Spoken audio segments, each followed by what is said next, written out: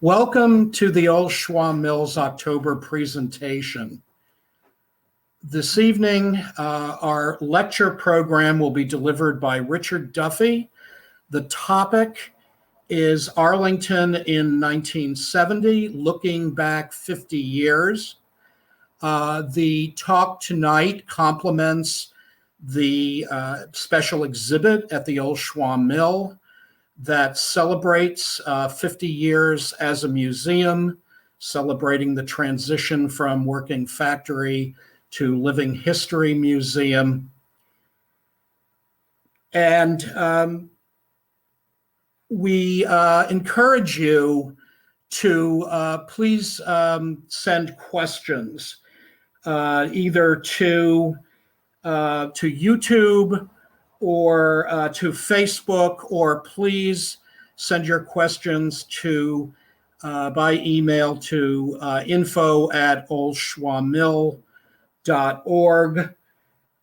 And we encourage you to come to the Old Schwam Mill on Saturdays and Tuesdays to see the exhibit, tour the museum. We are open 10 to 4. Saturdays and Tuesdays. So this evening, I would like to introduce our speaker, Richard Duffy, who for the past 25 years or more has been the town historian of Arlington. He has been active in the Arlington Historical Commission, Arlington Historical Society, the Old Schwam Mill, and he is the author of 3 books in the Images of America series, books on Arlington. So without further ado, here is Richard Duffy. I certainly miss the energy of the live audience, but I know that you're all out there, and although I wish we could be gathering in the mill, I'm really grateful for these opportunities. So, as Ed said, without further ado, I'm going to present a half century ago, Arlington in 1970. I chose this typeface, which is called Cooper, because it's nice and bubbly 1970 typeface. And I guess I would nickname it the Marsha Brady of typefaces. And beneath that, I have used a typeface that will be familiar to any of you who used an IBM Selectric machine with the ball type element, and that would be a Franklin Gothic script. So I wanted to give this a 1970 feel in just about every way I possibly could. Needless to say, I've had to leave a lot of material on the cutting room floor.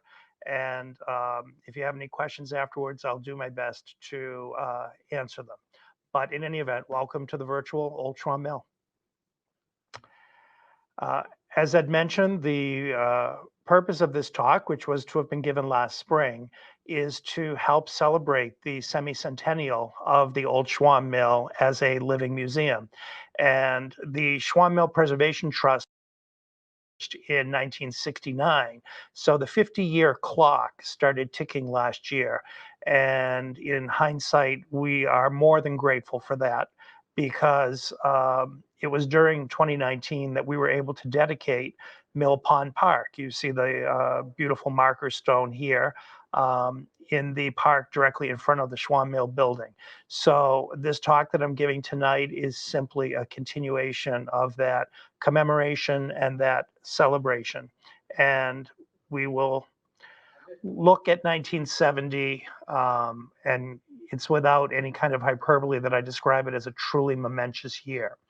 So I've organized it by theme. It was going to be too confusing to go from January to December and keep the important themes together. So for example, schools, recreation, social challenges, I'll define those, real estate, are treated as topics for the entire year of 1970. Semi-chronologically, I follow the politics and government changes, the election cycle.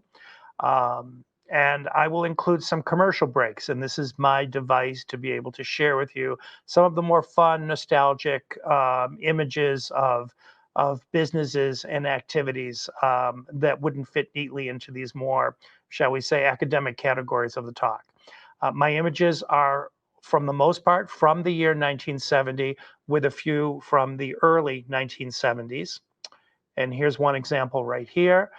This is the Stop and Shop, and looming large above it was once the pride of Arlington, that being the gas holder that went up in the 1920s when Arlington was manufacturing its own gas from coal at a plant on Grove Street. But by the 1970s, it was an ugly and hated object, and it didn't come down until 1975. But unless I have something in an image of later years that would be grossly anachronistic that I needed to point out, we'll all just pretend that the images are from 1970. And if you see a 1973 Plymouth satellite, well, you'll just assume they knew someone in Detroit. The reason I have so many photographs from the year 1970 is that at the Historical Society, we have many bound volumes of original copies of the Arlington Advocate newspaper. And there's a funny story behind this. 22 years ago, when the Advocate was moving its editorial offices from Water Street to consolidate with the Lexington Minuteman in Lexington Center, I happened to be in the office on some piece of business, and I looked at this big bin that was being wheeled toward the back, and I saw all these gigantic bound volumes in them. And I said, well, what are you doing with those? And they said, oh, they're going into the dumpster. We have no need of them. The Advocate is on microfilm, and we don't have the space for them in Lexington. Why? Do you want them? And I said, yes, I don't know where I'm going to store them. So I called up to the Schwa Mill, and I spoke to Patricia Fitzmaurice, our managing trustee, and I said, I have this historical opportunity. And she said to me, bring them up. So trunk load by trunk load, I brought them up to the Schwa Mill, where they stayed for many years before making their way down to the Historical Society. And the beauty of having these original newspapers as opposed to microfilm, or the day when microfilm is digitized and we have access from home, is that we can make photographs of the photographs and have reasonably good quality of images that otherwise would be lost. So I'm very glad 22 years ago, this book that you see in front of you, I happened to be in the right place at the right time and had the right kind of cooperation to preserve. So that's the Advocate in 1970, and here's how it looks today. It is exactly half the size. And one of the things you'll notice about this, not only is it half the size, it's about half the page count. And even on the front page, far fewer column inches are devoted to news stories than advertising and other things. So while the Arlington Advocate was the newspaper of record and remains the newspaper of record, we can see that just like many great newspapers, the Wall Street Journal, the London Times, many others, newspaper readership is not the ritual that it once was, and you can see that we've had the incredible shrinking Advocate, but nonetheless, we're very glad that it's here as it approaches its 150th anniversary serving Arlington. One of the things about the Advocate in 1970 that led to such a high page count is that there would be anywhere between 2 to 4 pages of brides or fiancés. 1970, baby boomers are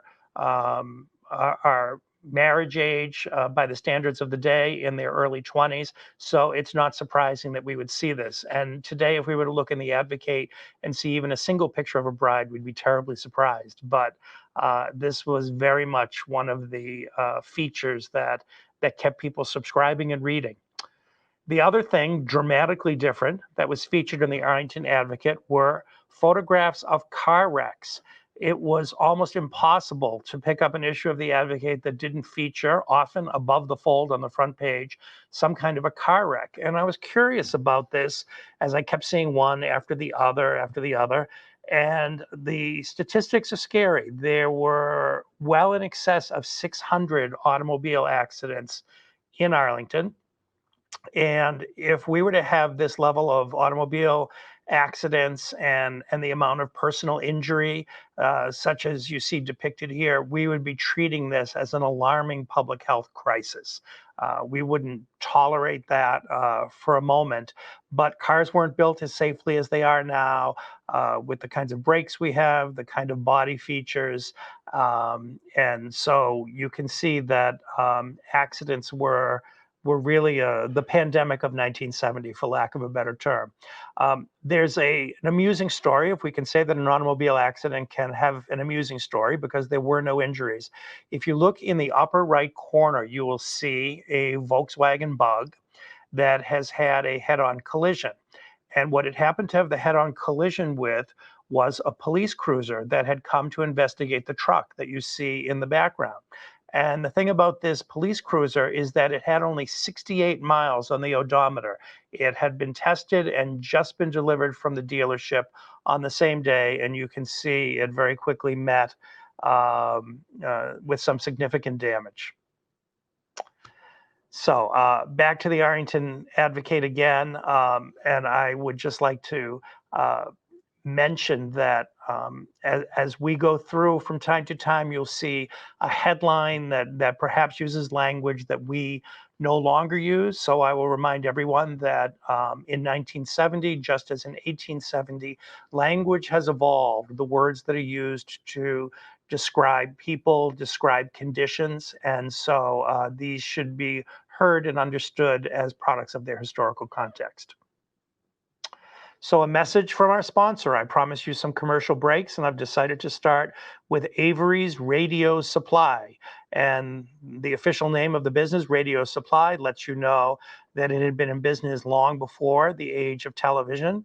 But here for 1970, they actually gave a model year to this television, the 1970 Zenith Color TV. And it outperforms every previous giant screen color TV. And by giant screen in 1970, that meant 23 inches, which gives us a little bit of a laugh. And you'll also notice that televisions, unless they were portable TVs, were pieces of furniture, and they were available in walnut or pecan veneers. And they were very much meant to be part of the furnishings and not merely entertainment devices.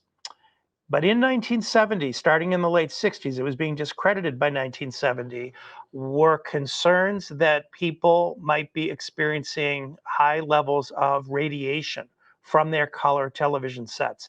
Many, many tests were done, and here's a local business called Check Ray Laboratories. You see their number at the bottom. And for $12.50, they would come into your home to measure the amount of radiation that was coming out of your color television set. So I won't go so far as to call this a scam, but it was certainly preying on the insecurities of people vis-a-vis their color television sets. And the ultimate conclusion was you were essentially going to have to almost climb inside the television set and stay there in order to suffer any significant kind of adverse effect from radiation. But it's an amusing product of its time.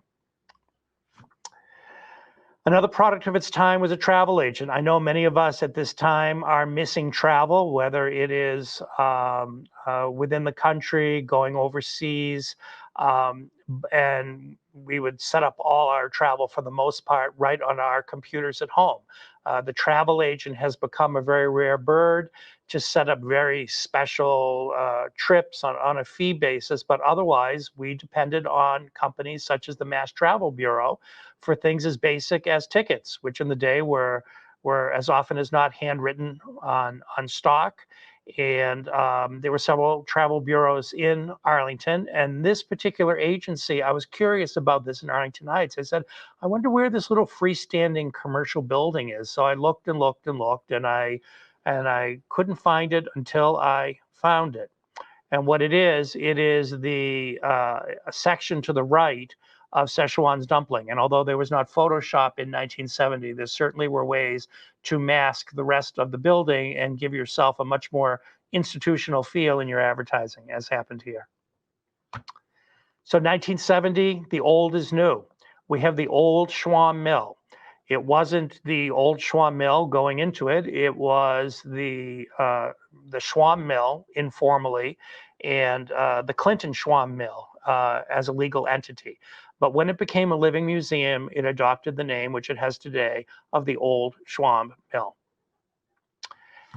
In January of that year, we have a photograph here of the founding and managing trustee, Patricia Fitzmaurice, at right, receiving the symbolic deed from Mr. and Mrs. Harold Larson, who were the property owners. The Larsons had acquired the mill once Elmer Schwam had decided that he needed to close up shop.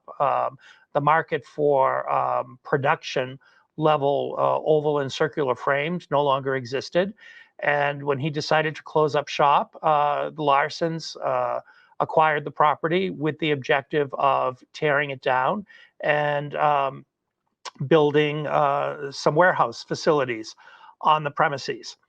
Patricia Fitzmaurice happened to be a member of an associate member of the Arlington Conservation Commission, which was very interested in the Millbrook and what might be done to make the Millbrook better positioned as a place of enjoyment for the people of Arlington.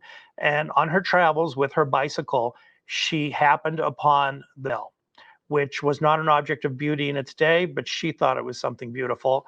And from the moment she saw it and heard its story and understood that it was at risk, she set about trying to save it.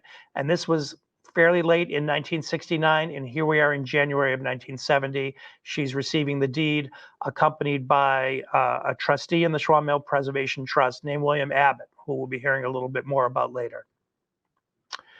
This was the mill. This is from the Historic American Building Survey. This is the mill in the condition, more or less, when it would have been when Patricia Fitzmaurice happened upon it, with asphalt shingling on one side and very much a working factory, and not particularly well kept up, because even while it was actively at work as part of the Clinton Schwam Company, it was well understood, certainly by the Schwams, that its days were numbered. And many, many people would have looked upon this and the way one would look upon a rundown gas station, any kind of utilitarian building. They would not have approached this and seen it as a splendid example of a formerly water-powered mill, a well-preserved Victorian industrial interior. It took a lot of imagination to visualize a new life for these premises.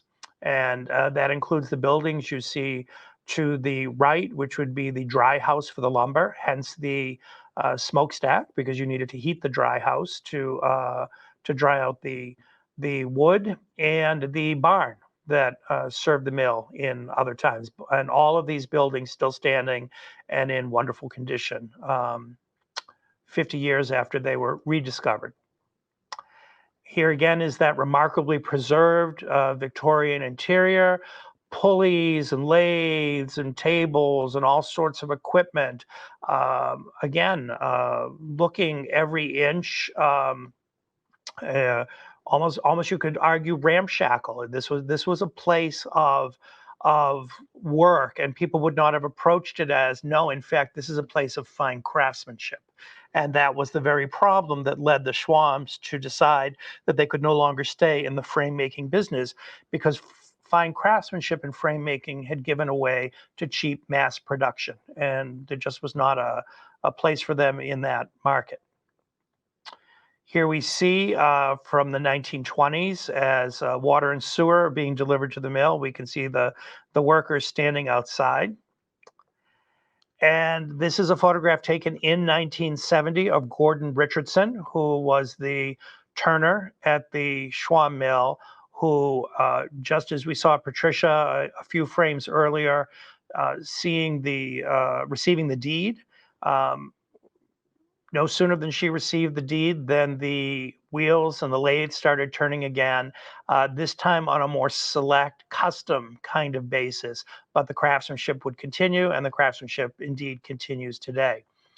We're going to see a fair number of pictures of the mill from the Arlington Advocate. One of the things that led to the initial fundraising and publicity and for people to come together. And they were not numerous. There were many, many doubters, but that really caught the eye of many people was that Peter Jorgensen, who is the owner of the Arlington Advocate, the editor and publisher, and his wife Kay, who was also a journalist, they both were big fans not only of Arlington history, but also big fans of the mill. And it is through the generosity of their coverage that we have both this archive and that we had the groundswell of support that led the mill to survive in its early years. It could not have happened with an occasional publicity piece here or there.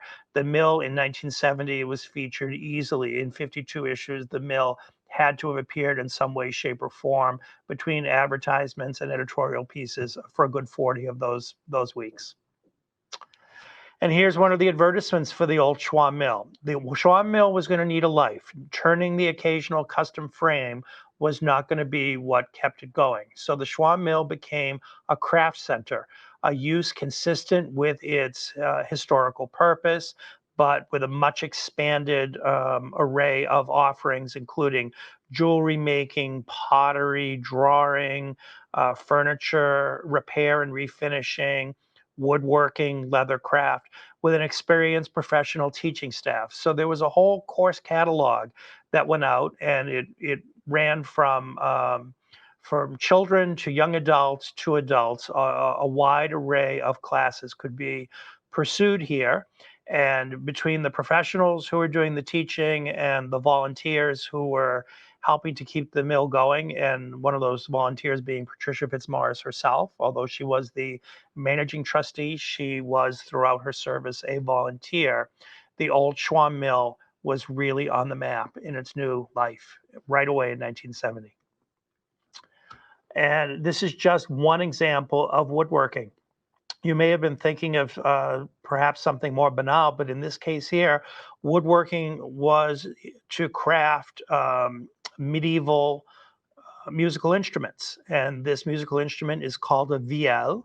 And it would have been a violin-like instrument, a stringed instrument that the troubadours would have been known to use in their day. And providing studio space for people to either learn woodworking techniques or to be craftspeople and artists in residence was a very important dimension in the first decade of the Schwa mill. So let's leave the Schwa mill and talk more broadly about the context in which it existed in Arlington. I'm going to start with Arlington's government, which was experiencing unprecedented pressures. There have been good times and bad times. There was the Great Depression, which certainly was no laughing matter. But in 1970, Arlington was in a very difficult position. The population was approaching 53,000. Today it's more about 42,000, and it's been that way for the past 30 years, I would say. Arlington was approaching its population peak. The baby boomers were far from having made their way through the school system. So between new development and population booms and greater numbers of children in families, as well as an aging population, Arlington was in a real financial squeeze. And from the Board of Selectmen's report that year, they wrote, 1970 was a most difficult year. Economy of operations and controlled costs was constantly the principal topic. Loads and loads of money worries. And why? Well, give you a quick idea right here. The services that Arlington was providing, it was taking to the dog pound 400 dogs a year. And yes, Arlington had a leash law. And of those 400 dogs, there would be a good 100 that wouldn't have owners that would come to claim them.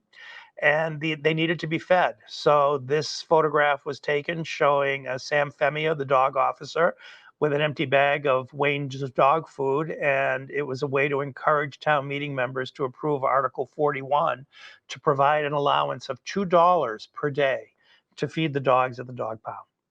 And even this sad-looking little dog, I hope he found a home, or his owner, is there to help carry that message across. This is a graph showing the Arlington tax rate. And the reason there was such panic by 1970 about the rise in taxes is you see the very thick black line and you see how it suddenly jumps up in the year 1966 and keeps climbing on a very steep basis versus the thin line, which was the rate of increase, which pretty much had been tracking on a very even basis right up until the year 1966 when this spike occurred. So you can see here just at a glance what was going on here. And what was driving this trend? One was reliance on the residential base. If this is sounding like a discussion you've heard in 2020, you'd be absolutely right. The situation is largely the same. There was record low state aid coming to Arlington, despite the fact that in 1966, Massachusetts had implemented a 3% sales tax. And that 3% sales tax was meant to solve a whole host of financial problems, which ended up not happening. The demands were too great. MBTA assessments went up 10%. Middlesex County assessments, we still had a very active and utterly inefficient Middlesex County government, and the charges for Middlesex County had increased by 20%. Added to this were federal grants that existed in the 1960s that had run their course. They were 3 to 4 to 5 year grants that were funding programs such as Head Start, a pilot program having male adult men as classroom aides to interact with children who might have benefited from having a male role model. The town manager, Donald Marquis, had been with Arlington only 4 years. He would have a 35-year career almost with Arlington. And he was hard at work studying the problem and what kind of alternatives to tax increases. One could be to reduce municipal expenses. That could get unpopular. Something he initiated in 1970 was to reorganize departments, to create a Department of Human Resources and Natural Resources, and to eliminate a lot of the duplication and inefficiency in town government. A lot of people had believed up until that time, well, the Town Manager Act, and the first town manager who was hired in 1952, that did so much to cut down on the number of elected boards and a lot of the complexity of the town that, surely our work is done. Well, certainly it wasn't. And Don Marquis was absolutely the leader to make some very difficult, but in the long term, what we've come to recognize, very wise changes in the way town government was organized. He discussed broadening the property tax base because 80% of the budget was residential tax. And therefore, he advocated the creation, which was voted in 1971, of a redevelopment board to look for different kinds of businesses, both retail and other types of commercial businesses that might help to support the property tax base. Arlington had a number of businesses that were operating mostly along the railroad corridor, and then the rest was retail. Arlington was not a place of large employment. It didn't really have the land that Lexington had on Route 2 because Arlington was developed before 128 was built, whereas Lexington was still comparatively rural. So between 128 and Route 2, Lexington was able to develop the frontage on Route 2 with offices and plants, and that was not really available to Arlington. So that was something to struggle with, and it wasn't something that was likely to change. In 1970, the largest private employer in Arlington was the New England Telephone Company. It had a business office in Arlington, a business garage with additional business offices above that, as well as the telephone exchange that was on Pleasant Street. After that came Sims Hospital. So both of those businesses are long gone from Arlington. Changing the tax structure with revenue sharing, again, looking more to federal and state support for town programs, and developing new sources of revenue, the ever popular increasing fees, and again, some kind of outside grant funding. One of the issues that was troubling Arlington and was above the fold early in the year on page 1 of the Advocate had to do with the need for low and moderate income housing, an issue we grapple with today. And the league in question here is the League of Women Voters. Its Committee on Human Resources, which was headed by Lenore Winkler, put forth a report and then a panel presentation to examine the issues relating to the need for low and moderate housing. We tend to think of that need today as more providing housing for working people and providing housing for young families who would like to live in Arlington. In 1970, the very strongly identified need was enabling elders to continue to live in Arlington because being on fixed incomes, that kind of tax increase that I showed you in the earlier graph was really compromising the ability of people who were living in Arlington onwards of 50 years to be able to securely and safely live in their homes. It's not a problem that has gone away.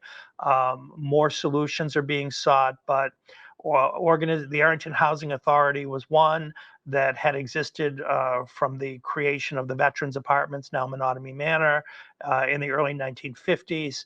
But the Housing Corporation of Arlington, which is a private organization delivering subsidized housing, would not come along until the mid-'80s. What did come along at the grand opening in March of 1970 was Winslow Towers, 13 stories tall, 136 living units for the elderly, which later would be expanded to house the elderly and the disabled. And whoever this photographer was, I would love for this photographer to take my picture because this is about the only time you will see Winslow Towers so attractively sited. They took this picture from the front lawn of the telephone company, and they even dragged in some tropical plants, probably from Mahoney's down the street, and stuck them into the foreground so that we could have this very attractive view. When it opened, someone actually sort of had the nerve to describe it as a stately building. I don't think any of us would claim that it's a stately building, but it was providing and continues to provide much needed housing and, above all, much needed community for the people who live there.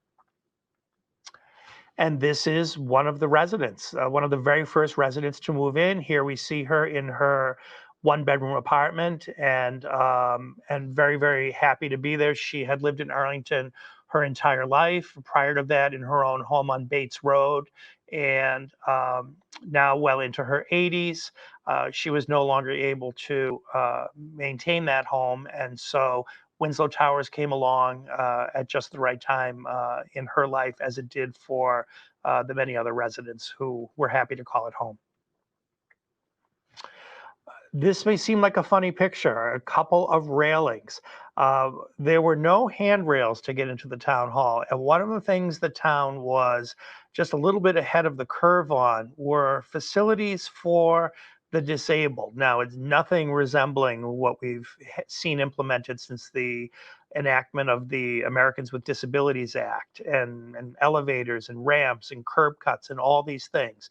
But this was considered newsworthy that in order to help the elderly climb the very short flight of stairs to get into town hall, that we ought to have hand railings. And just it's funny to note that as we speak, all of the town hall plaza is torn up again to have some more work done on it, which naturally will include facilities for the disabled. So we have an election taking place. Elections happened earlier than they do now. They would happen in the first week of March. And that was an old tradition going back to the era when Arlington was an agricultural community. And during the planting and growing season, you needed the farmers out in their fields. And so you would try to get rid of town meeting as fast as you could. You'd have your election in the very beginning of March, and you would have town meeting, and you tried to have it in 1 or 2 nights. In a town of 53,000 people, which had a very prolonged town meeting, and having elections in town meeting when there was still risks of snowstorm and things like that, was not a sensible thing to do. But it took a great many years after this before it was finally changed to April. And during this election, I chose this one ad to feature. And you can see Perry is running for assessor, and he has labeled the man who has no clothes and is forced to wear a barrel as a genuine Arlington taxpayer. It was quite an election. Every office was contested. And the result was that 13,000 people came out to vote. If you have any idea of recent year municipal elections, you realize what an incredible number this is. Over 40% of eligible voters came out to cast their ballots in these contested elections. And 3 chairmen of their respective boards were voted out. It was not a year for incumbents. There were 11 incumbent town meeting members who also were voted out to their surprise. So it is a very turbulent time in Arlington. Here we see seated the new board of selectmen, who at the time are still all men. We are a couple of years ahead of having any women serve on the board of selectmen, the select board as it's known today. Here's a political cartoon. The Advocate ran a weekly local political cartoon, and the older gentleman here is saying, shall we move the chart down or use the ceiling? Because the Arlington tax rate is soaring and going right off the charts. So the question became, is the Mugar Woods going to come to the rescue? And you might say to yourself, well, what about the Mugar Woods? We're talking about that now in 2020, and indeed we are. Earlier this year, and I'll show you an example of the development that is currently being proposed. But to give you a thumbnail history of the Mugar Woods, more than 17 acres of undeveloped land and most importantly, wetlands in East Arlington, bounded by Thorndike Field, Dorothy Road, and Birch Street.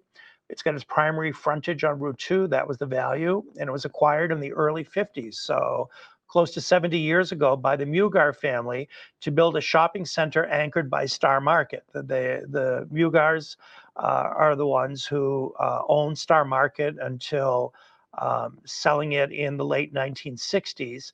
And they were primarily developers after that. But this was going to be a Star Market development, just like the one at Porter Square. So you can imagine the variety of stores that are and were at Porter Square.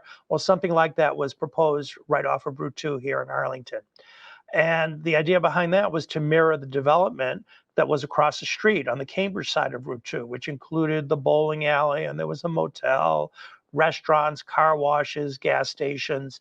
And so the development of both sides of Route 2 was considered something desirable. The shopping center project in Arlington was shelved because the Mugars turned to other areas. They had very big fish to fry in terms of the Redstone Shopping Center, which was going to have downtown Boston department store branches in it, the Natick Mall. So some really big projects were in front of them, and this was going to be a relatively small project, and they just decided not to pursue it, so it didn't get built. Perhaps they wish they had gone and built it when they could have. So what has come along in this year for the 17 acres, you can see a huge portion of it has been reserved not to be built upon. This was a proposal by Oakwood Development to build on some townhouse units that would face Dorothy Road, as well as 3 apartment buildings that you can see here, and to leave as open space and flood retention area the Mugar Woods. But there have been for many years different kinds of coalitions. There's a Facebook group right now that say, let us preserve the Mugar Woods as open space, as flood control space. Let us not build upon it. So even though it looks as though this is building right on the edge and there's still plenty of room to spare, there are people who have lived through more than one 100-year flood who will tell you differently. The proposal just this month has been cut down. How much it's been cut down, we don't know. We see that the townhouses on Dorothy Road have gone away, but we don't have a sense of how tall these buildings are going to be. and if this is a distinction without much of a difference in terms of being able to leave the Mugar Woods and preserve it in its natural state. And we have an organization today known as the Arlington Land Trust that is very strongly advocating for that. Why the Mugar family, who are renowned philanthropists, absolutely tremendous philanthropists to Boston College, Boston University. I can't even begin to name the prominent organizations of Greater Boston that they have supported with millions and millions of their hard-earned dollars. But for some reason, this particular parcel, they have not been willing to sell at what might be considered an affordable price. So we'll see. And in 1970, they had big ideas, and that's why I said it was going to possibly save the budget. And that was this development that you see here that consists of 3 19-story apartment buildings. And we're looking towards Route 2. So these apartment buildings are behind a 5-story office building that's fronting on Route 2. And you see some tennis courts at left and a swimming pool at right above parking garages. It was a $35 million project. The architect was the same architect who had designed Center Plaza, which is the curved building on Cambridge Street that faces Government Center in downtown Boston. So prominent architectural firms from New York were engaged to put together this very modernistic and pretty remarkable project.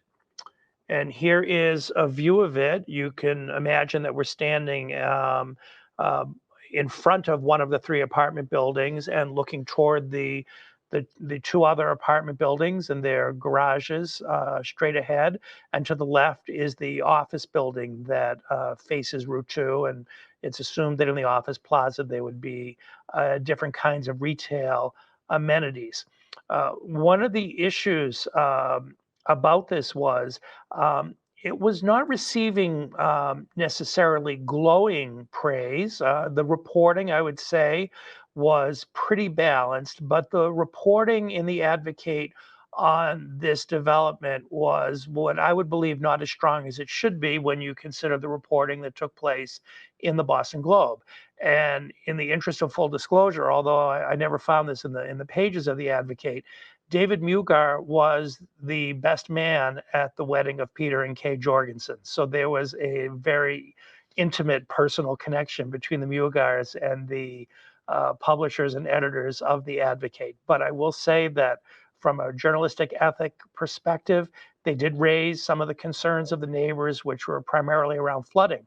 But what the Boston Globe pointed out was there are 2 big issues here. Any kind of pile driving is going to go into 80 to 100 feet of peat.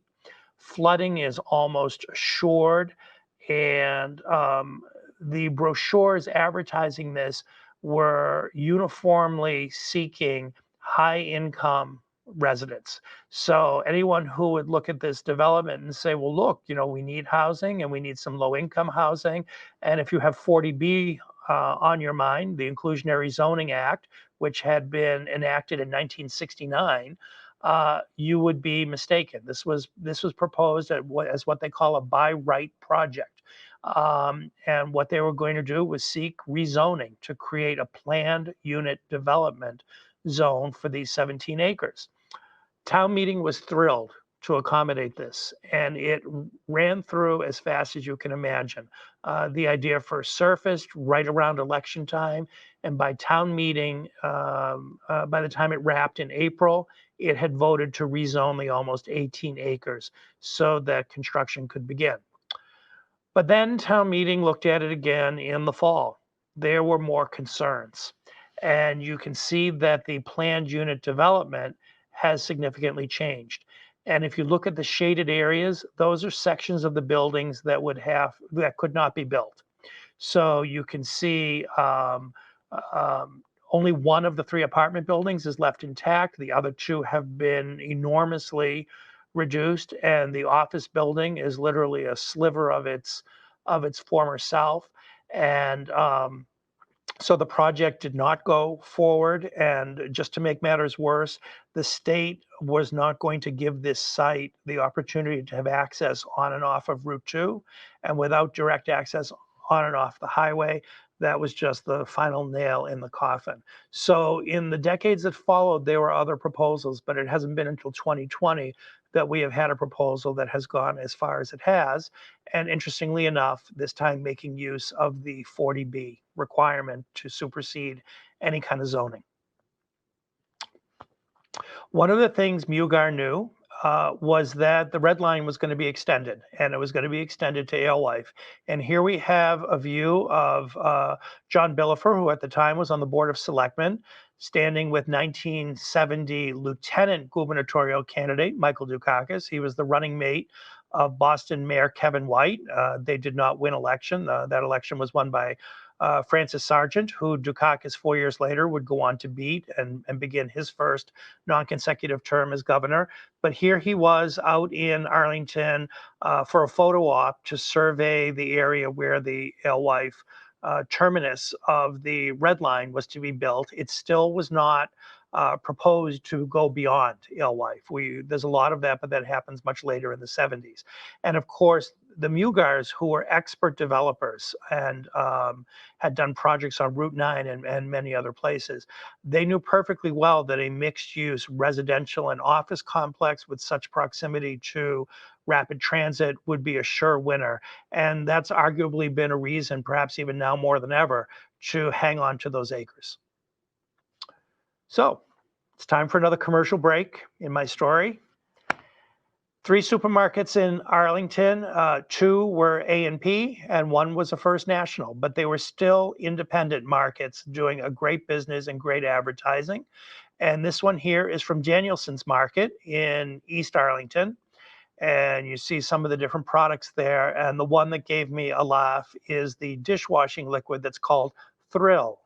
Now, I know that there were many housewives who perhaps had joy at doing the dishes, but I think Thrill was taking it a bit too far, and it was not a product that that lasted.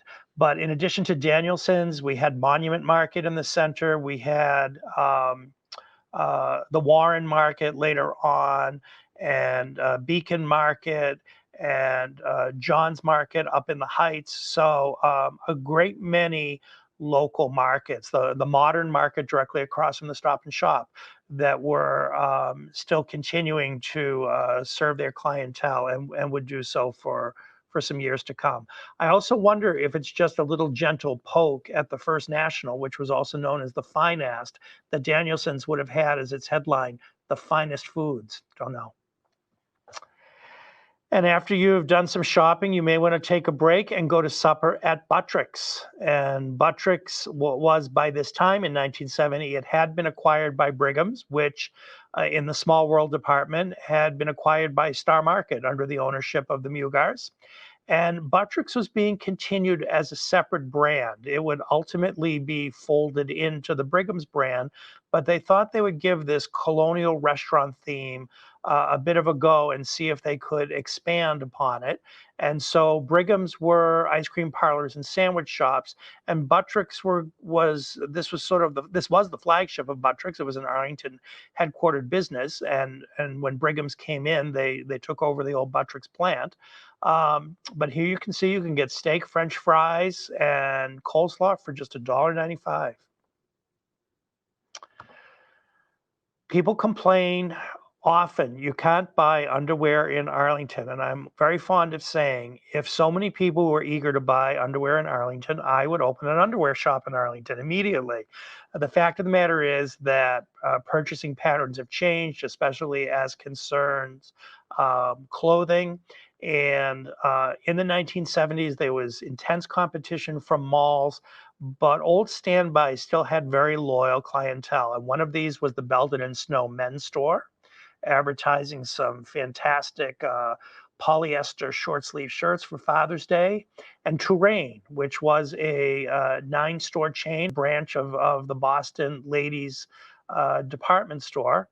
And a very funny lady of my acquaintance describes this picture as Terrain, where shops the best dressed minute woman. 1970 was big. It was the first year of Earth Day in the United States. And those of you who were around, or perhaps you know someone who has a retro t-shirt with this logo on it, this was the ecology flag that was the emblem of those concerned with protecting the environment. And this extended nationwide. People were caring more and more about water and air pollution and enacting more and more regulations, and Arlington was not immune from that. Here we see an editorial cartoon in the Advocate where the line was that Arlington's air is 1/3 less polluted than the air in Boston, but we should be able to do better than that. And we see this bird sort of escaping the bad air of Boston and making its way into Arlington. What it's failing to show is that Arlington is sending its own pollution problems, those being waterborne problems from the Millbrook, from the Alewife Brook, and the Mystic River into the Mystic River watershed and ultimately into Boston Harbor. So Arlington had a lot of work to do itself. Air pollution control is going to add extra costs to the town budget. And the reason for that was 2 large school buildings were still burning coal in the year 1970, and they were going to have to stop burning coal and switch over to oil. So that happened. And the second thing that happened was going to be a ban on incinerators within private buildings. So apartment houses, newer apartment houses were built with trash chutes that dropped down to an incinerator. And those were more problem than they were worth, because if you didn't close the door in your hallway properly, the burning trash, the smoke from the burning trash came right up back through the incinerator door. So that caused a lot of problems. And home incinerators, which had been an appliance introduced in the 1930s, all of these burning devices were banned as ways of controlling air pollution. And of course, ultimately, and this isn't particularly pertinent to Arlington, but the elimination of automobile fuel with lead in it would be a major contributor to stemming air pollution. And as for the polluted and largely hidden Millbrook, there were some great ideas being put forth in terms of how can we really use the Millbrook to good effect. Should the town acquire land flanking Millbrook for recreational purposes, for restaurants and dining purposes? Do we have an untapped resource in the Millbrook? So some of these designs were developed to give an idea what some sections of the Millbrook might be like. And this one here is an idea that was not realized the way you see it, but this is the Ethel Wellington Park. So figure that the year is 1970. The Ethel Wellington Playground is on Grove Street, adjacent to the tennis courts. And there were already big ideas to do something pretty good about that stretch of Millbrook. And it took until 2019 before any of that would come to fruition. So not all plans spark to life the way the Old Schwam Mill did, and the Millbrook has been waiting very patiently over the decades for its turn. We see some young people here, Boy Scouts, high school and junior high school students who participated in Millbrook cleanup days that were sponsored by the Arlington Garden Club and the Conservation Commission.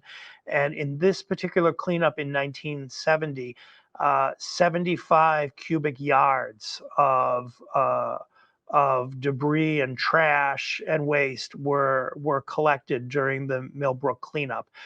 So very significant, and getting young people mobilized and getting more of a focus on the Millbrook for the town of Arlington.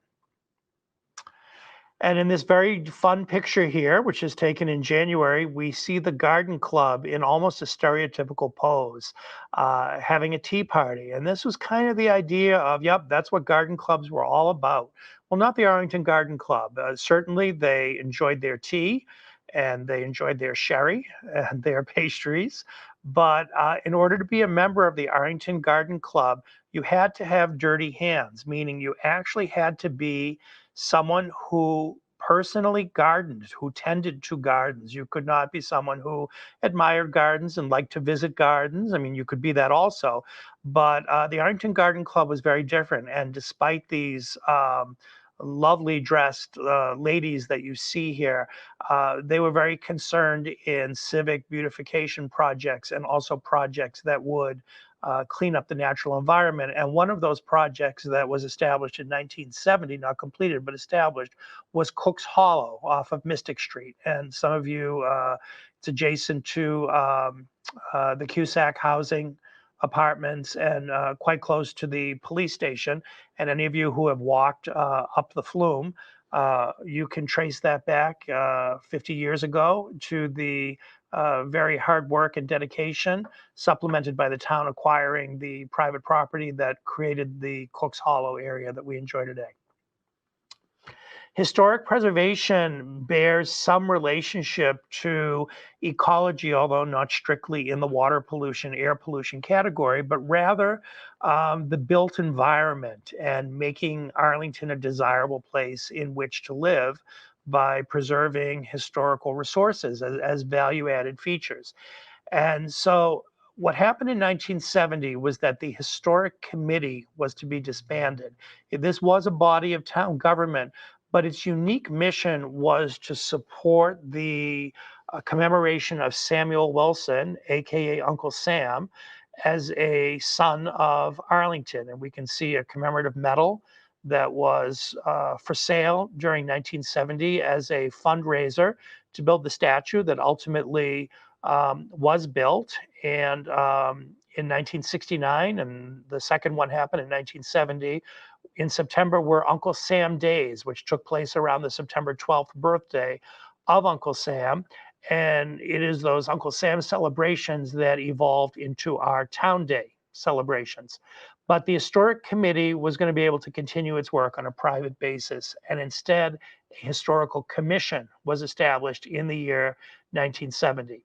And here we see the original 5 members of the commission at their very first meeting with town manager Don Marquis.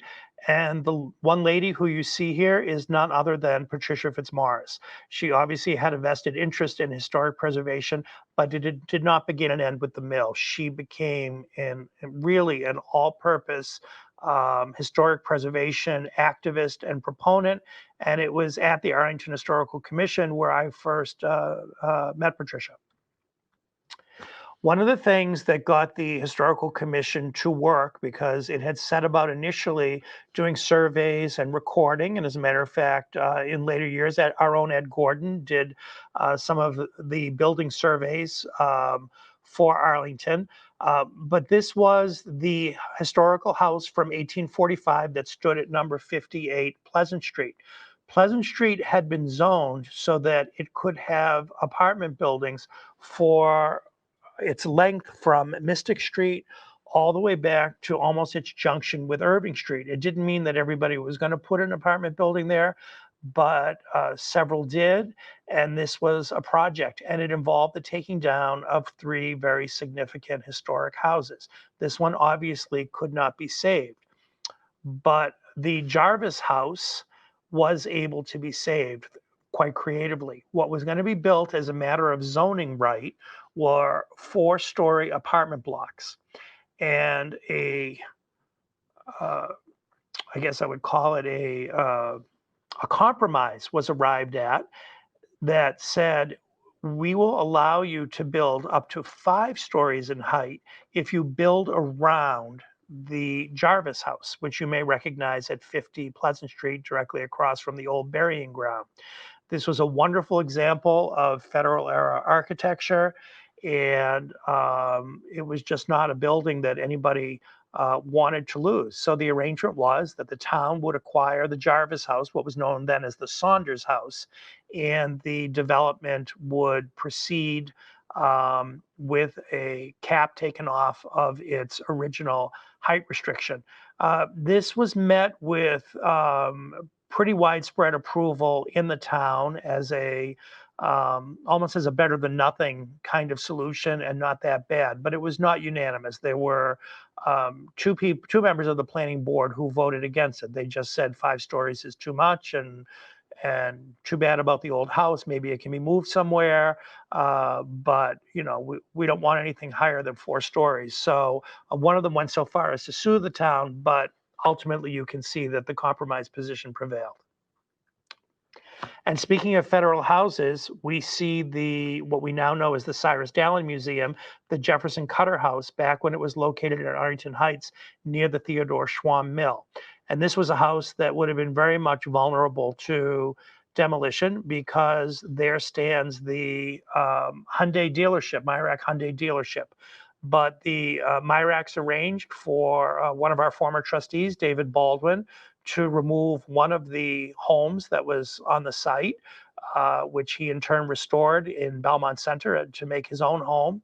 And we all know that the Jefferson Cutter House was moved with great ceremony down Mass Avenue to become the centerpiece of Whittemore Park. And it is the home of the Cyrus Dallin Museum. And interestingly enough, in 1970, along with a dedicated editorial cartoon in the Advocate, there was a weekly feature on a different work of Cyrus Dallin. And it was sponsored by the Arlington Art Association. There was not yet a Cyrus Dallin Museum, but the interest was very much there. And it was, again, decades in the making. But when it happened, there was really a nice outcome for it. And the Cyrus Dallin's been with us now museum has been with us for now 3 decades. Social changes are on the horizon in 1970. I describe it as the early light of dawn for girls, women, racial minorities, and the disabled. It's nothing compared to the progress that would follow through the rest of the 1970s. And when the progress would begin, it would move quite quickly as the 70s progressed. But 1970, we tend to think that in the 1960s, well, everything happened. We had all the social protest, and we had the beginning of the women's liberation movement and gay liberation movement. 1970 was the very first year of a gay pride parade commemorating the Stonewall riots of the year before. Benefits for the disabled, who were referred to as the handicapped, or even by terms less attractive than that in the day. Racial minorities, well, we had the Voting Rights Act, and we had the sacrifice of Martin Luther King. So we have equality, and certainly we have it here in Massachusetts and in Arlington, and of course we know with benefit of hindsight that the work had barely begun. So thus I refer to it as the early light of dawn. Nonetheless, it's worth talking about in 1970 because there was some significant moves. For girls and women, we were still quite tradition bound. 1970 was the 50th anniversary of women's suffrage, so it's the centennial year this year. Interestingly, the selectmen of towns chose the list of jurors that were submitted to the courts, from which in any given year people could be chosen and called in to serve jury duty. And so the selectmen went through the lists of residents and voters to choose suitable people to serve as jurors, and it was rather a long list. And on this long list, year after year after year, no women were selected as jurors. Women could be selected to be on the juror list, but were they to do so, and if they were a married woman, they would be listed along with their address. And if they had an occupation, it didn't matter. It was what was the occupation of their husband that would be listed. But since we didn't select any women to be potential jurors, the opportunity for being in a court and with a jury of your peers was not going to be available to the women of Arlington. The only town-wide elective office held by a woman was that of town clerk, and that had existed since 1923. There had been some men who had been town clerks in the interim, but that was the only individual elective office. And in terms of elective office, there were town meeting members and school committee, library trustees, areas that were quite classically viewed as areas of government where women would be expected to lend their particular skills and points of view. Whereas finance committee, well, finance is for men. And Peg Spengler, who later would go on to be Arlington's first elected member of the Board of Selectmen, not the first woman to serve. That was Ann Powers Mahan, who first served as an appointed member of that board. But on the 1970 Finance Committee, there was Peg Spengler, and I would expect nothing less of her. Social, religious, and service organizations are still gender-based in 1970.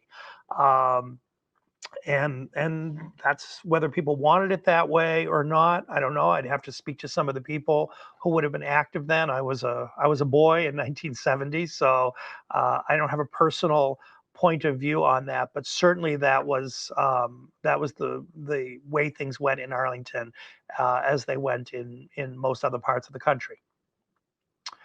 There was a new program in 1970 from the Arlington Recreation Department, Charm School.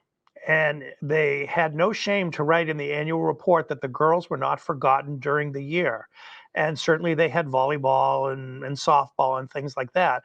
But they were very proud of the curriculum that would have girls pay attention to their figure and poise, makeup, wardrobe. And this is a direct quote, and so forth. I'm not sure what the and so forth was. And this program was so popular, it was to be expanded the next year. But by contrast, the women's physical fitness program was discontinued due to poor attendance. So you can see that there's a lot of traditional views of womanhood, young womanhood, and girlhood that are being practiced in the Arlington of 1970s. So, they were talking, the Harvard Coop would advertise in its fashion pages mini, midi, and maxi skirts for the liberated woman. But there was a big difference between what was happening in Cambridge and what was happening right next door in Arlington. Women were having a growing presence in business and political scenes. The Zonta Club of Arlington had been in existence since 1931. Women were not eligible to join service organizations such as Rotary, and the Rotary Anns were not business women. They were supporters of their husbands who were Rotarians. And the Zonta Club was a professional women's organization that was very successful in the 70s.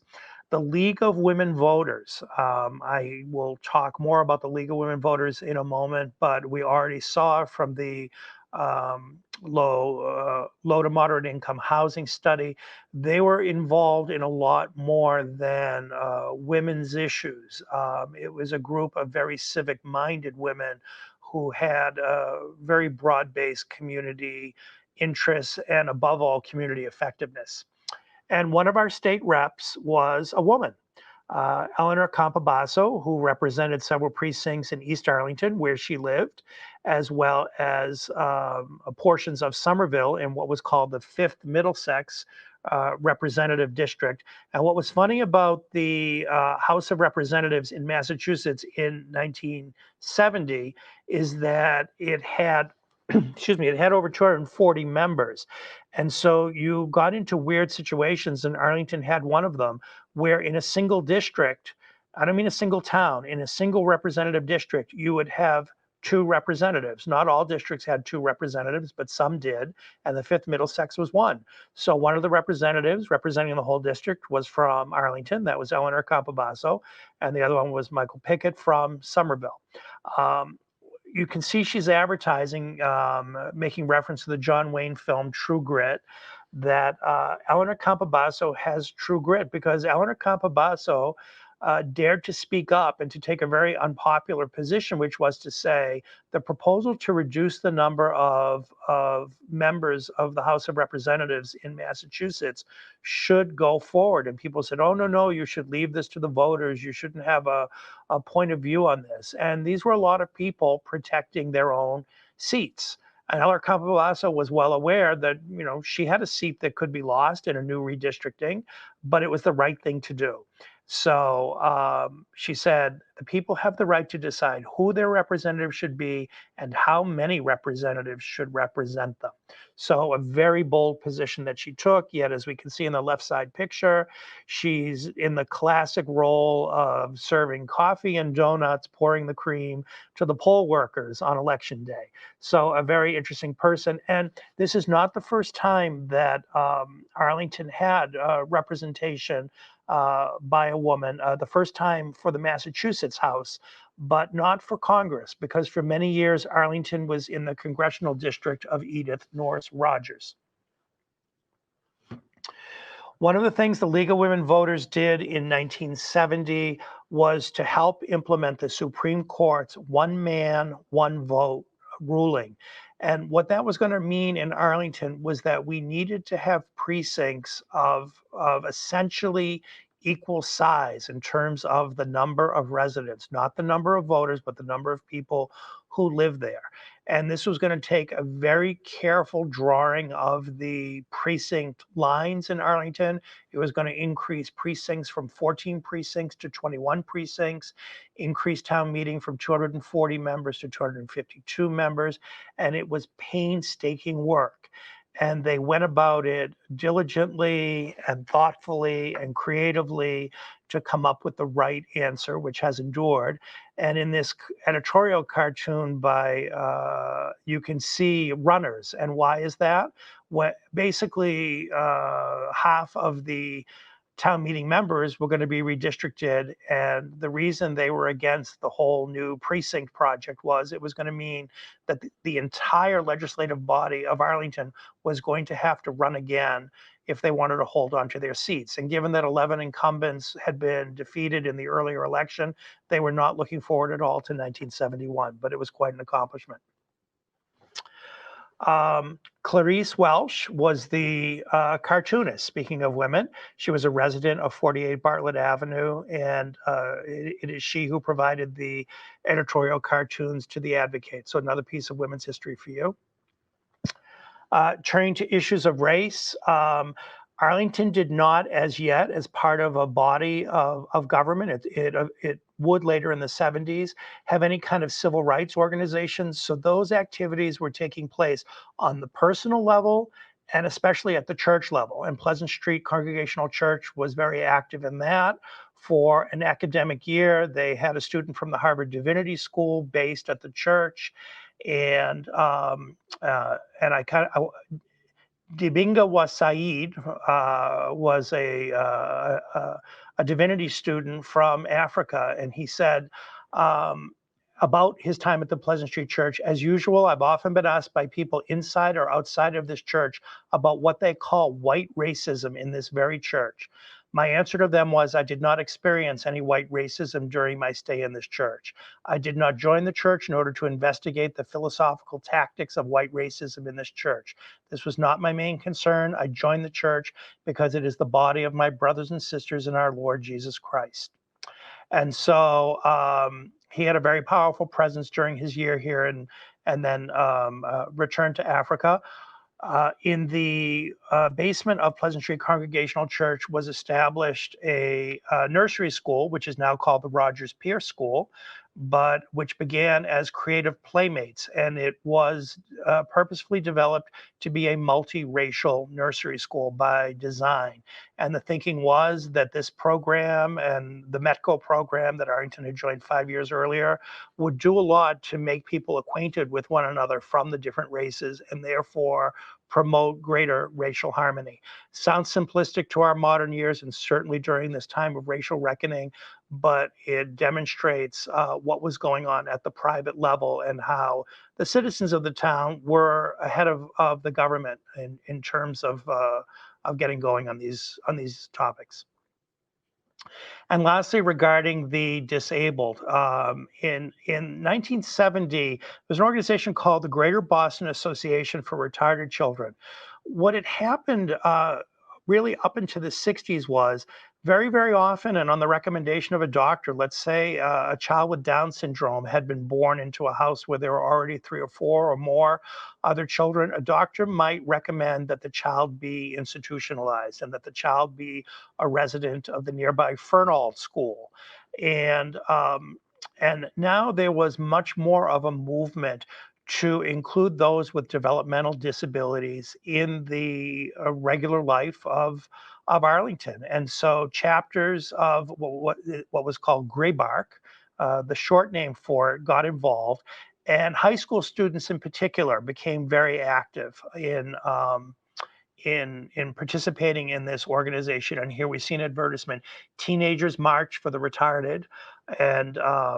And it was a very successful program, as well as playground programs that were designed not only for Arlington residents who were at home with their parents who had significant developmental disabilities such as Down syndrome, but also, and this was a big change in the way of doing things, the children of Arlington parents who were resident at the Fernald School. They would come over from the Fernald School and participate in the Arlington structured playground programs. So this was a big move forward towards the deinstitutionalization that would really take hold later in the 1970s. So a pause for station identification. And what am I advertising? Radio station WCAS, which was called Wickus, and it served Wickus Island. And believe it or not, WCAS stood for Cambridge, Arlington, Somerville. It was what I would call hyperlocal radio, really well regarded for its news coverage and its talk shows.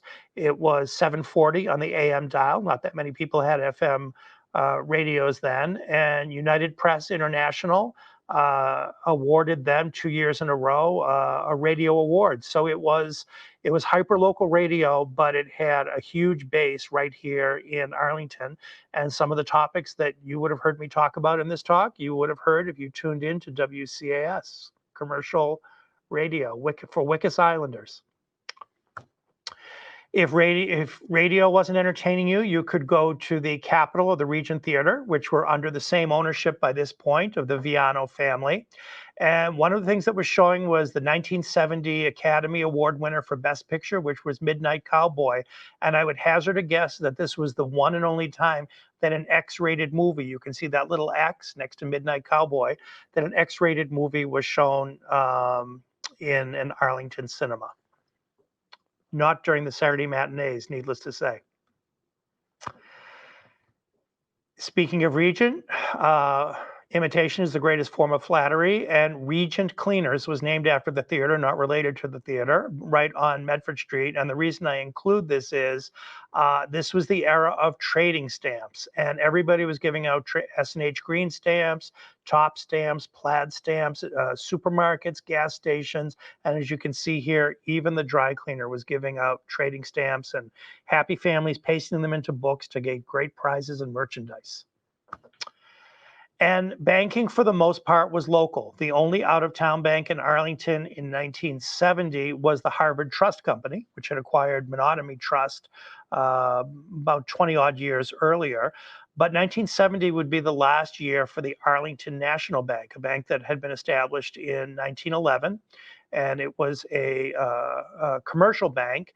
And the very next year, it would be acquired by Coolidge Bank and Trust of Watertown, and thus would begin little by little, so that eventually there would be no Arlington headquartered banks in Arlington until 2002, when Leader Bank came to town, and suddenly Arlington headquartered banks were back on the map, but they were once a big thing. So getting to the last two big chapters in this talk, Arlington confronts the drug crisis. In Arlington, the statistics were daunting, especially among teenagers. Drug use not only involving marijuana, but marijuana as a gateway drug, use of LSD, use of heroin, deaths by drug overdose happening in Arlington. The deaths were not many, but really, any death of a young person is a tragic death, and this is what Arlington was facing. Drugs had been glamorized. Certainly, that was one of the outcomes of the '60s, and there was the soft drug culture and the you know. Get high, tune out mentality that was being very widely promoted. So this was a problem in Arlington, and Arlington decided that they needed to confront it. It was getting out of control. So one of the first things it did in 1970 was to set up a drug hotline. And if you needed help or information, confidential calls, and it operated on Friday or Saturday evenings. And it was based out of Sims Hospital. Sims Hospital at that point was 180 bed, very successful and still with room to grow hospital. And they provided the room for it. New England Telephone provided the phone line, and John Billefer, seated here, was one of the top supporters of getting this drug program into Arlington. And here's John Billefer again. John Billefer cared deeply about his hometown of Arlington, and especially about the young people of Arlington. So he was very involved in the teen center. There was a drop-in center for teens, and here we see ID cards were being issued to the teens. But what Arlington really needed was a drug counseling center. And over at 12 Prescott Street, the Knights of Columbus were getting ready to tear down this Queen Anne style building to create some parking for themselves right across from the Knights of Columbus Hall. They had been renting out the building, but they expressed a willingness to rent it out to be used as a drug counseling center. It was not going to be a residential center. It was going to be an outpatient center, and they would, instead of tearing it down, they would rent it out for a very reduced price. So this proposal came forth to the town. And as you can see by the 400 people who attended the meeting, there was tremendous anxiety that such a facility should be put there. People feared, firstly, that it was going to be a drop-in center, which it was not. It was going to be appointments only. And they feared that it was going to attract drug dealers. There just wasn't knowledge at the time. And people could call it not in my backyard, NIMBYism. But at the end of the day, there were a number of concerns, and people wanted to have those concerns be heard so that they could understand exactly how is this place going to operate, who was going to be around it, were drug dealers likely to be lurking on the corner waiting to make a sale opportunistically, and a tremendous amount of protest against it. But ultimately, public opinion was such that, look, the drug problem is here. We cannot hide from it. And this needs to go forward. And indeed, it did go forward. But that house was not ready for occupancy. It took a huge amount of volunteer work, much of it done by teenagers and shirtless men. And they were involved in very much of a grassroots endeavor to turn this house into an appropriate counseling facility. And so it was that by November, it was furnished and ready for its open house under the official name of the Arlington Youth Consultation Center, the well-known AYCC. And the AYCC this year, therefore, celebrates its 50th anniversary. I know that its celebration of it has been deferred because of COVID, but nonetheless, it continues to provide a very important service to the town. It's been based for most of its years out of the Whittemore Robbins House, but it got its beginnings at this drug counseling center at Prescott Street. And in the year 1970, in the summer of 1970, there was an intern from the Masters of Social Work program at Boston College who came to Arlington, a young lady by the name of Miss Patsy Goins. And that is none other than Mrs. Patsy Kramer, who went on to lead the AYCC and indeed the Department of Human Services in Arlington. And now she's running our farmers market and our activities at Town Hall. So you see Patsy everywhere around town. And if you run into her, please be sure to wish her a happy 50th anniversary of her service to Arlington. Interestingly enough, in the year 2020, 50 years later, marijuana is legalized and it is being sold currently at one dispensary. There are other dispensaries under consideration, but this one is up and running in the Heights, in the former Harvard Trust Bay Bank building that for many years housed Swifty Printing. And what's the big concern on the minds of people? I pulled this chart from the Boston Globe. It has to do with the fact that the average retail price of prepackaged marijuana is the highest in the nation compared to other states. So where marijuana went from being a deeply feared substance in Arlington, viewed uniquely as a gateway drug and a crime, you can see that 50 years later we're complaining about something different where marijuana is concerned. At least some people are. And the last big chapter is the Arlington school system. It's bursting at the seams. The baby boom is in full swing. And we have so many kids in schools that we have had to at several schools. This is a scene at the Pierce School in the Heights, the old Pierce School. It's since been rebuilt, of what were called demountable classrooms, otherwise known as portable classrooms. And these were set up pretty much at any school that had available land to stick a few other classrooms. And we see the kids here, and I'm pretty confident that the learning that went on inside these rooms was as good as the learning that went on inside the main school. But clearly this could not be a long-term solution. I will mention as an aside, Florida, which just never stops having increases to its population, its own portable classrooms don't stay up for 5 or 10 years. Sometimes they stay up for decades. And in a hurricane belt, that's a big deal. But Arlington did not keep its portable classrooms longer than 10. Here we see the Cutter School at left and the Locke School at right. And a very expert survey was commissioned of Booz Allen Hamilton consulting firm. And their recommendations were that the Cutter School be torn down and the Locke School be torn down, and that new school buildings be built on the site.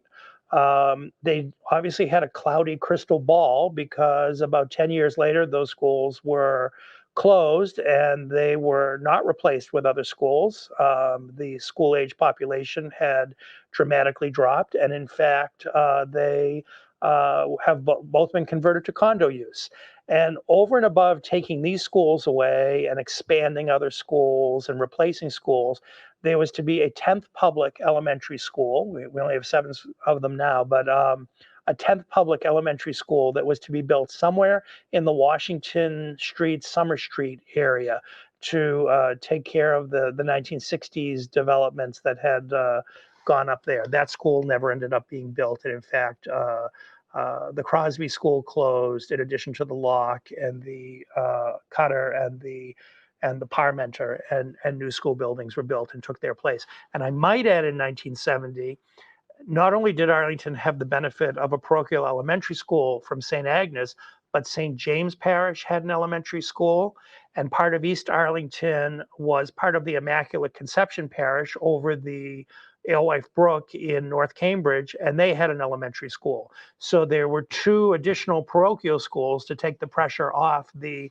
public elementary schools, and yet still, as you can see, bursting at the seams.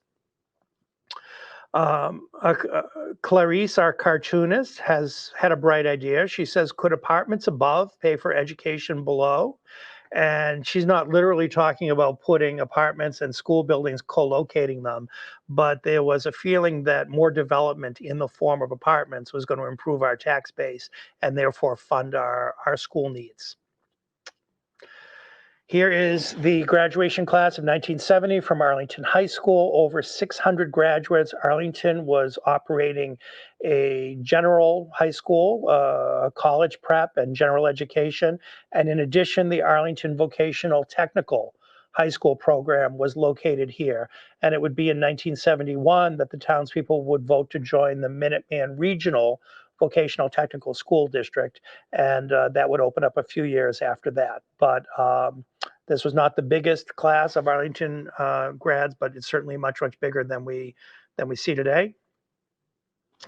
And the Arlington High School students, we would be expecting, this is the era of the Vietnam War, and but that was mostly happening on college campuses, and to the extent protests against the war were happening in Arlington. They were taking place in church settings. The superintendent of school actually remarked in his annual report, this would be Superintendent Gibbs, for whom the Gibbs School got its name, that there was not much in the way of political protests by the students. But as you can see here at the junction of Mass Ave and Highland Ave, someone has spray painted the words war to create stop war. So the sentiment was in town, but nonetheless there was unrest. There was unrest with young people everywhere, and there was I'll just cite one interesting example of unrest that took place in Arlington. There was a group of students. It was a warm day in March, and they wanted to eat their lunch outdoors rather than in the cafeteria, and they were told no. And somehow they were seized with the idea that what they ought to do is storm the office of the high school and seize the public address system and voice a complaint about that to the student body. Well, not only did they arrive and do that, but a young lady got the very interesting idea to burn an American flag. And it was reported that she burned the flag and it burned everything but the field of stars. So she was not expelled from school, but she was not allowed to return to school. She graduated with her class, but she had to spend the rest of the school year at home. But the police arrested her, and she was fined $50 and a period of time to be served in the House of Correction. But later in 1970, the judge said, if you would be willing to lead a march of 3 miles through the streets of Cambridge carrying the American flag, that will be your sentence. So here she is with 2 court officers. You can recognize them because of their batons, marching through the streets of Cambridge with the American flag. So quite an interesting vignette, I would say. Story of the weird from the year 1970. No year, 1970, would be complete without an homage to Ed Burns, and a revered hero here, you know, at the height of his career as the athletic director, the football coach, above all, the hockey coach. And it is in 1970 that what was then called the MDC rink, the Veterans Memorial Skating Rink off of Summer Street, opened its doors, and the arena is called the Ed Burns Arena of that rink. So a very important period, 1970, for recreation in hockey mad Arlington. So coming to the end of the talk, what else but holiday nostalgia? So I'm going to run through some things to give you ideas of what might be great gifts for Christmas or Hanukkah this year. And one of the things, and this is true, I actually got a sleeve of flash cubes. These were flash bulbs that were contained in a cube. And when one bulb would be burned, it would mechanically turn so that you were not changing bulbs with every single frame, but you could get 4 shots out of it. So it was quite a neat device. And I remember being very happy to pull one of these out of my Christmas stocking to put in my Kodak 126 Instamatic camera. And you also see a popular product, the Bell & Howell Auto Load Super 8 movie outfit, because you could not take your black telephone that was connected to the wall and had a dial and make movies with it. So you needed to have a movie projector. And I chose this little photograph selection of stores because New England Photo, still there, but the building suffered a fire, is seen at Wright. And of course, Myrax Chevrolet has moved to the Heights. W.T. Grant. Grant was a nationwide chain, and you see it here on Broadway next to Helen's Pastry Shop and the Baskin & Robbins ice cream and the family shoe store. And you see what they call baby pinups, they call these. So for 88 cents, you could disrobe your baby, and someone inside W.T. Grant in Arlington would take its picture. So how about that? Over in the east, you could go to Hudson's Five and Dime. There was one in the Heights and one in the east, or you could stop into Driscoll's Card Shop to take care of your greeting card needs. This is Christmas decoration at Belden and Snow's men's store to your right, and Sears and Tibbetts Pharmacy to your left. And I love this picture. This is down on Broadway. Grant's is off. W.T. Grant is off to the right, and the family shoe store. A lot of people think this is Alston's shoe store, but Alston's was further down on Mass Ave. This was the family shoe store. But it's just great to see these ladies out shopping and getting together and meeting. And we don't have stores, any of the stores like this anymore in Arlington. We have other things and we have wonderful things. We just don't have these things. And sadly, in the Christmas season during wartime, it does not spare anyone. And on December the 19th, Lieutenant Richard Bazell, a graduate of Arlington High School and of the United States Naval Academy, was killed in the Mekong Delta in Vietnam. It's easy to forget when it's a foreign war, but we had many young men and some women who were in the armed forces. Richard Bazell grew up on Russell Street. He was only 28 years old when he was killed in action.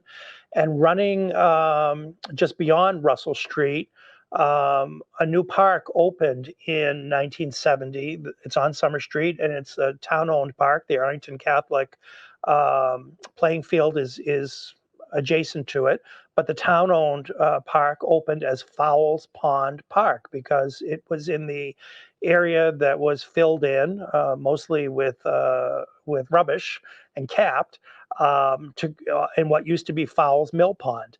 And appropriately enough, it was renamed in Lieutenant Bazell's honor, and it is today's Buzzell Field. The creche at the Central Fire Station was a feature in Arlington for generations. It came to be viewed later in the century that religious displays belonged on the property of religious institutions rather than on town property. To avoid any questions of the establishment of religion, and just certainly as a matter of sensitivity and reflective of diversity of faith or no faith in the community. But nonetheless, in 1970, this would be one of the much anticipated features that families would bring their children to see. And my next to last slide is of this block that will be beloved to many who knew Arlington in the 1970s. At left, we have Shattuck's hardware store. Shattuck's is the oldest continuously operating business in Arlington. By that name, the Schwam Mill is a close second, but Shattuck's is the oldest, and here it was in all its Art Deco splendor. And we see Helen's Curtain and Gift Shop, beauty parlor, and the Pewter Pot Muffin House. And I pulled this ad out because it's season's greetings from the management, and then all the cheerful muffin girls at the Pewter Pot Muffin House. And I want to leave on this note, Hollaback and Coughlin Sporting Goods wishing peace on earth in 1971. And certainly I hope that the year 2021 will bring us health and peace and harmony, just as this sentiment was. So thank you very much. Hello, Richard. We've had many questions come in. One right off the bat, the East Arlington Walgreens today, is that the site of the A&P? In the Heights, and it was torn down to make way for the Walgreens Trader Joe's complex. And interestingly enough, the very first A&P supermarket was converted to become the New England Telephone Business Office, and that building is still standing on Mystic Street, right near the junction of Chestnut Street. It's got the green Carrera marble on it, but that began life as Arlington's first A&P supermarket. Someone asks if there were recent craft classes at the old Schwam Mill before COVID, and if not, when did those classes end? And I have an idea about this too, Richard, but... Well, you know what, Durham? I'll let you answer that question. Yeah, well, I think Patricia, with a lot of help from volunteers, ran a large number of those classes right through the 1970s. But by 1980, she determined that it was becoming a break-even proposition, and she I think the classes mostly ended by 1980. And at that point, a number of craftspeople at the mill began doing work that would sort of bring in more regular rent to the mill with less volunteer overhead. But I think they were extremely popular in the 1970s, starting, of course, when the mill opened as a museum. Well, they absolutely were. I don't know if is my mic on? All right. Which should I'll face over here. One of the things Patricia explained to me, that there was a dual phenomenon taking place, because not only for the very good reasons you mentioned, but for the Schwam Mill, people's interest in the crafts was starting to wane in the 1980s in favor of more physical activities, aerobics and exercising and physical training. And so obviously we weren't going to be having aerobics classes on the second floor of the Schwam Mill. So there was there were two things at work, and she always cited that as a factor in getting out of the crafts and teaching business. Someone asks if we have any idea how much a color TV set cost in 1970, and was it about proportionally about what you might expect to pay for a TV or a screen now? I would have to Google that, and so I'm not sure about the pricing. I did things like uh, think about the price of other types of objects, like a postage stamp. You didn't ask me a question on that, but it used to cost 6 cents to mail a letter, and following consumer price index inflation, that would be about 41 cents today. And we obviously know that the price of a postage stamp is more than inflation, but it's still a superb value, especially compared to postal costs in other countries. The cover price of the Arlington Advocate was 15 cents, and that would be about $1 and change today. The cover price of the Advocate is $2. So the thing about television sets, again, I haven't answered that question because I don't have the data. But one thing I would point out is that if you can remember the flat screen TVs, plasma, and other types of TVs when they first came out, they were tremendously expensive and then they declined. So typically as technology would advance, you would see price reductions take place.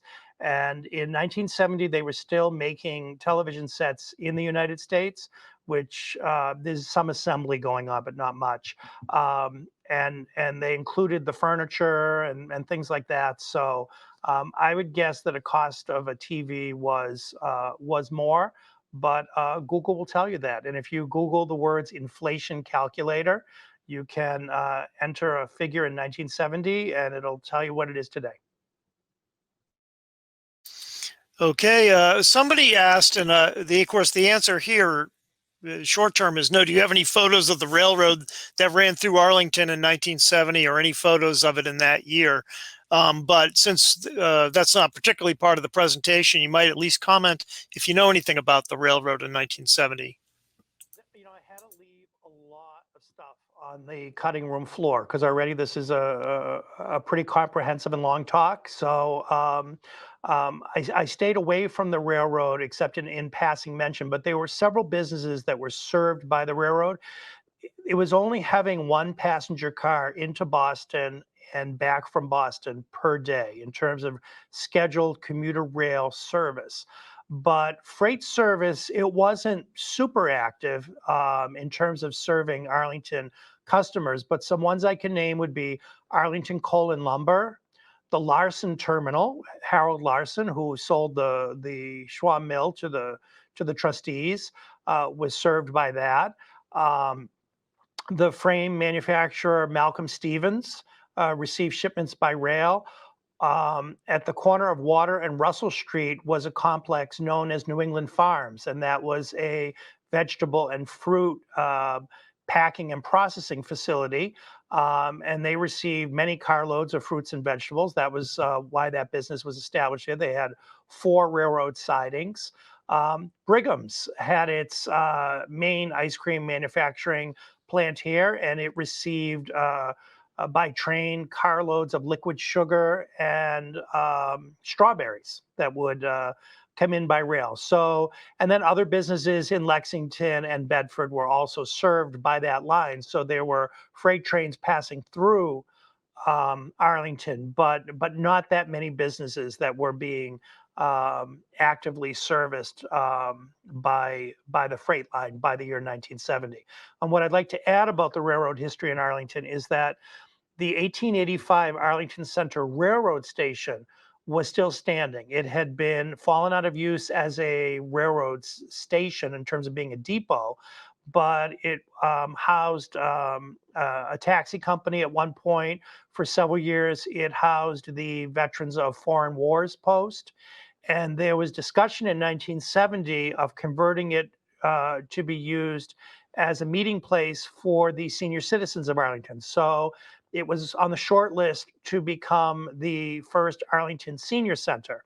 And somebody had a crazy idea that perhaps it could be restored and a restaurant could be there, but that was considered a very silly notion. And now we regret that instead of that happening, that it in fact was torn down. So there's some railroad history for you in a nutshell in 1970. Somebody asks, and I guess this wasn't entirely clear, was the Jarvis House moved to its current location, or is it in its original location? He's not. No, the Jarvis House is where it was. In fact, that's why it has hardly any front lawn, because it would have been more set back from the street, but Pleasant Street kept getting wider and wider and wider. But the Jarvis House is on its original foundation. The front portion of the Jarvis House is what was saved. There was a rear L and some outbuildings that could not be accommodated, but the main body of the federal structure was preserved. And that, in fact, became the home. Speaking of Arlington seniors, that became the very first gathering place. Nothing like the Arlington Community Center today, but the Jarvis House was the first gathering place for Arlington seniors. And when I was very first on the Arlington Historical Commission in the 90s, that was our meeting place before we moved over to the Whittemore Robbins House.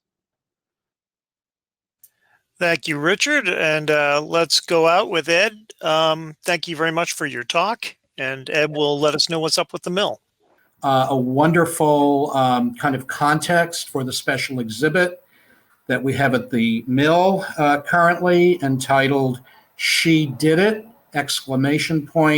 Women Saving History, which is available on Tuesdays and Saturdays from 10 to 4.